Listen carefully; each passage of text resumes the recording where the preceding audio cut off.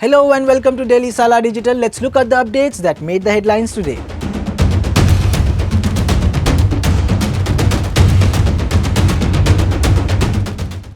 On October 14th, in North America, the tallest statue of BR Ambedkar, the founder of the Indian Constitution outside India, will be on display. The Ambedkar International Center, which is being constructed in Maryland on 13-acre land, includes this 19-foot statue named Statue of Equality. Baba Saheb Ambedkar embraced Buddhism on October 14th, 1956. The statue was created by renowned artist and sculptor Ram Sutar, who also constructed the Sardar Patel statue in Gujarat, known as the Statue of Unity. The newsclick office and journalists' homes were raided by Delhi police on October 3rd. The raids were related to an FIR filed on August 17, 2023 under the stringent UAPA and IPC sections.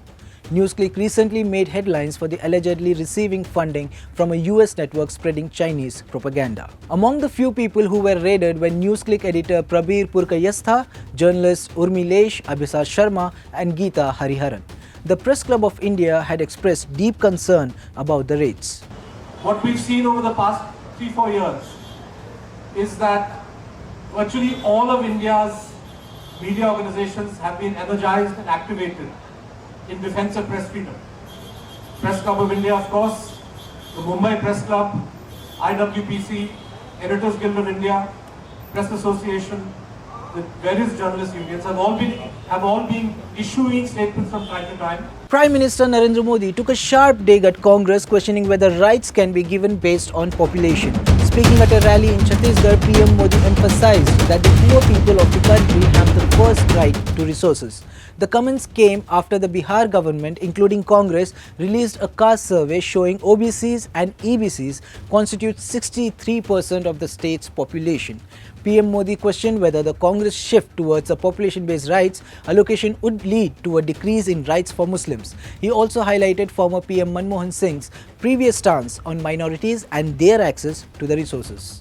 Delhi experienced strong tremors today as multiple earthquakes struck Nepal. The quakes with magnitudes of 4.6 and 6.2 occurred within a short span of 25 minutes. A third quake of 3.8 magnitude followed 15 minutes later, with a fourth of 3.1 magnitude shortly after. The first earthquake hit at 2:25 pm and additional seismic activity was reported in Arunachal Pradesh and Uttarakhand. Karnataka Transport Minister Ramalinga Reddy has refuted claims that the state government has banned carpooling. He explained that in order to function legally, ride-sharping apps must obtain the required permissions. He clarified that it is illegal to use non-commercial private vehicles with white number plates for carpooling purposes, but that commercial vehicles with yellow number plates could be used for carpooling if proper guidelines were followed. A devastating situation unfolded at Dr. Shankar Rao Chavan Government Medical College Hospital in Nanded, as the death toll rose to 31, including 16 infants. The Maharashtra government has taken action by forming an inquiry committee and calling for a cabinet meeting to address the incident. The deaths, which occurred between September 30 and October 1, were attributed to inadequate facilities, staff shortages, and a lack of medicines. 3 college students identified as Maulesh Prabhu and Ajay were arrested by Sanjay Nagar police in Bengaluru for allegedly breaking into an electronics store and stealing goods worth nearly rupees 50 lakh. The main suspect Prabhu coerced his friends into joining him.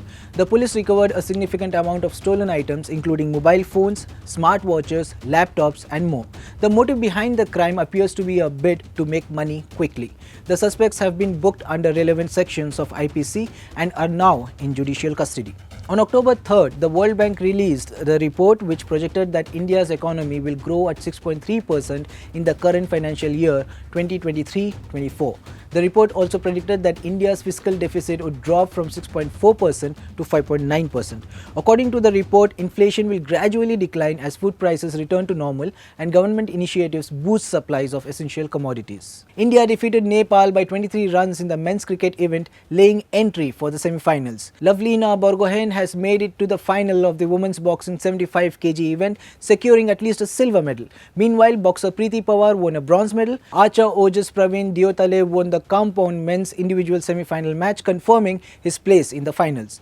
Jyoti Surekha Vennam also entered the final after winning the women's compound individual archery event. India's medal tally now stands at 62. P. Veeramuthuvel, the project director of Chandrayaan-3, said that the Vikram lander has performed an unplanned hop experiment on Moon. The director mentioned that the lander fired its engines on command, climbed by about 40 centimeters as expected, and landed safely 30 to 40 centimeters away from the original location at Shiv Shakti Point. This means that a future mission could return samples from the Moon's surface to India. For more news and updates, subscribe to Daily Salar Digital.